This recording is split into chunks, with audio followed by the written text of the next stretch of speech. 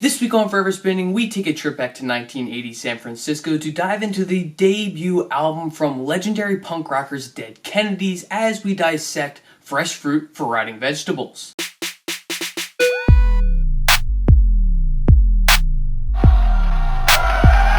Perfect.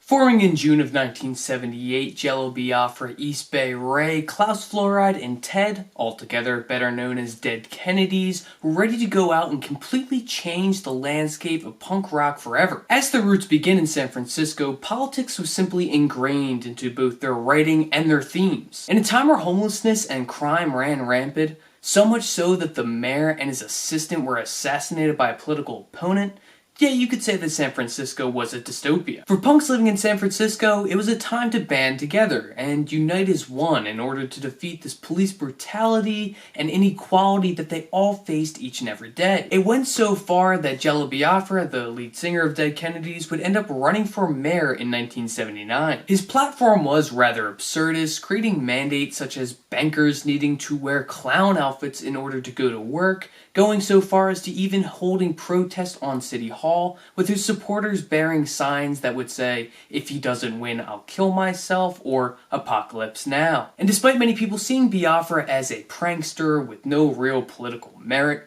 he was still able to garner enough votes and raise enough money in order to actually get his name on the official ballot. Biafra would end up losing the election, but he pretty much did exactly what he wanted. No, he didn't win the election, but he did disrupt the two frontrunners enough that they had to go back and actually recount the votes. Mostly due to the fact that Biafra would get just below 4% of the entire vote. So if this is what Biafra and his bandmates were doing in their free time, then it's absolutely no secret that they would stuff as much absurdist political humor and commentary into their music. They attacked both parties, or pretty much whoever pissed them off the most, and Dead Kennedys were not afraid to get their hands dirty. From hit songs about Cambodia and Nazis in San Francisco to killing the poor and the children, they had absolutely no filter whatsoever. However, it was through getting under people's skin like they did that they would end up creating one of the most prolific and influential hardcore punk records of all time. They recorded the album at Mobius Music in San Francisco mostly through the time of May to June of 1980 with the help of a lot of local punks. And the turnaround was rather quick, as the final product was finally released on September 2nd, 1980 on Cherry Red Records. The first single released alongside of Fresh Fruit for Rotting Vegetables is California Uber Alles, which was released in June of 1979. The song was originally written by Biafra and Greenway for an older band that they had called The Healers, but it would not make its official release until the formation of Dead Kennedys. It was also released well before Fresh Fruit, originally appearing as a single on Alternative Tentacle Records to support their first East Coast tour. Just like many, if not all, of the tracks on Fresh Fruit for Rotting Vegetables, this song is extremely political in its nature, so much so that the name itself is a play on a Nazi phrase, Deutschland über alles, which translates to Germany above everything. The lyrics of the song talk about California Governor Jerry Brown, who at the time was running for presidential election, and the song mostly talks about the fears that Biafra had about Brown, mostly that his stances weren't going to be strong enough within the White House. Biafra believed that Brown and California as a whole had their own views and morals and stances that just simply weren't going to hold ground for the rest of the country. Because, just like the song's title says, California above everything. The next single to come from Fresh Fruit is Holiday in Cambodia, which was released in May of 1980. This track breaks down the sheltered world that these privileged college students lived in by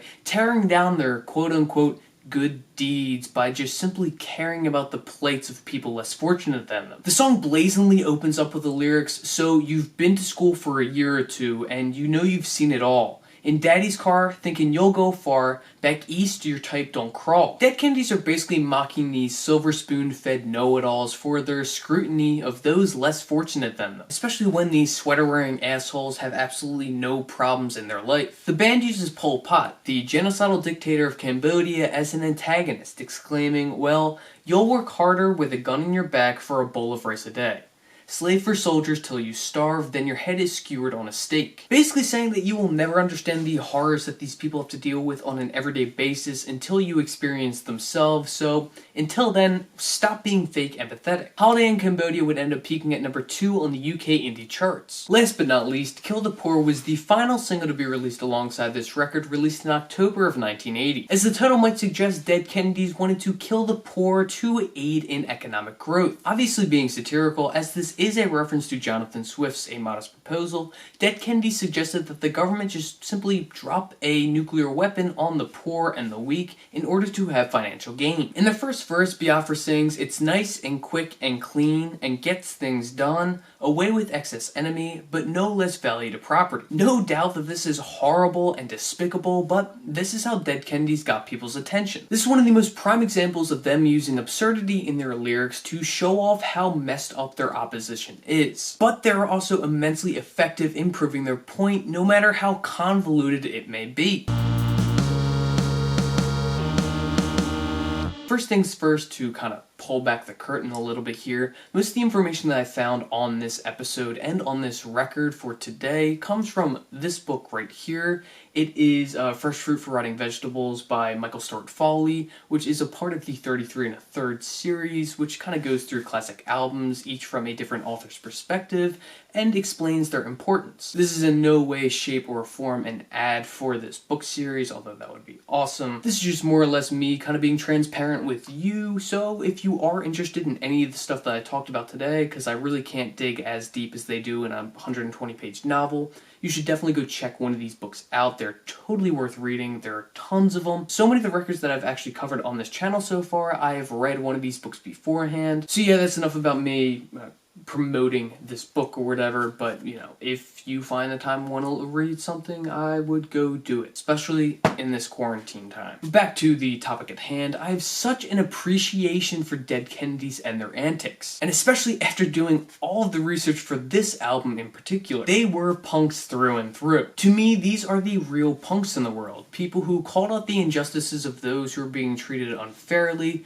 who stood their ground against opposition, and who were completely united in one, despite of course all of their differences. Biafra's Mayoral Run is such a great example of this, especially considering it took so many people to just make that happen. And despite his loss, his campaign will be looked upon fondly by people in the future, mostly due to its grassroots nature and their unwillingness to fold in the heat. They had one purpose and they served it well. And the exact same thing goes for this album. It's funny because people who really just don't know anything about this album, which is completely okay, I understand it, but these people will go out there and they will sing Holiday in Cambodia. And it's funny because as political as this album actually is, it does completely transcend politics and just turns into great music. People all across the world will be able to unite as one underneath this Dead Kennedys fandom because it's still fun to listen to. Will the message be lost on some? Of course. Will there be people who take a song like Kill the Poor too seriously? Probably. Will people understand California Uber Alles but still contribute to the problem? Absolutely. But just as in politics, you can't win each and every single battle in order to win the war. And with Fresh Fruits for Rotting Vegetables,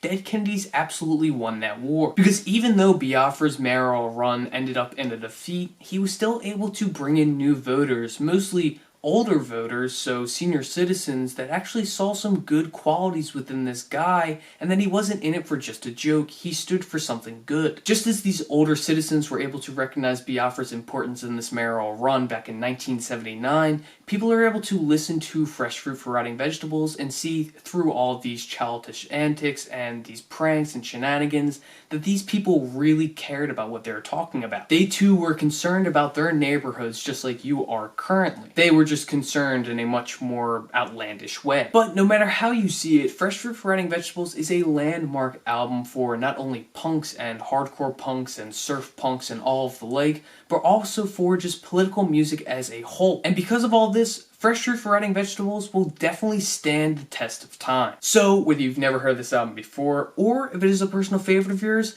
Dead Kennedys' Fresh Fruit for Rotting Vegetables will always be forever spinning. Thanks for watching.